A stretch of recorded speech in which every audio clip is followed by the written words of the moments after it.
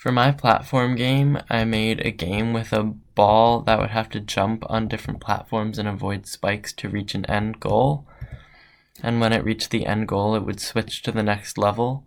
And in order to do this, I created events for the ball where I first made a variable to make the ball jump, and in that I made it so that if you press the up arrow, that it applies a force and that the ball moves up, and if you press the right key, it applies torque so that it moves right, and if you press the left key, it applies torque so that it moves left. And for the platforms, I made it so that when you collided with them, you couldn't go through it, so it acted as a place so that the ball could land. And for the walls, I also made it so that when you collided with it, you bounced back so you couldn't leave the playing area. And in order to move to the next level, I created a sprite that would have a collision so that when you hit it, it would move you to the next room. And for the spikes, in order to restart when you collided with it, I used the command restart game so that it would restart every time you hit it.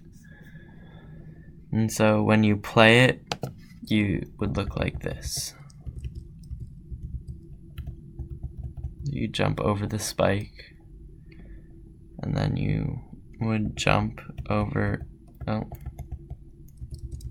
you would jump over in order to get to the end goal, and you would do that for both levels.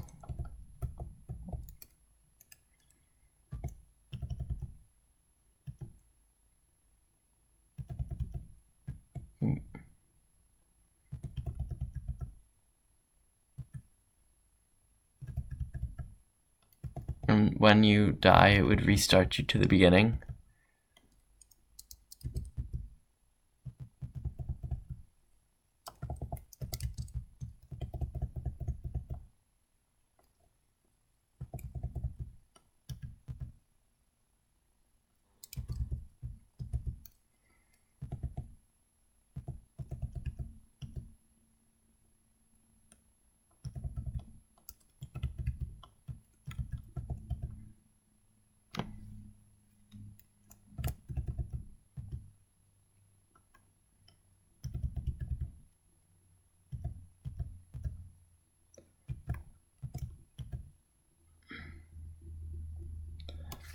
Anyway, that's my platform game.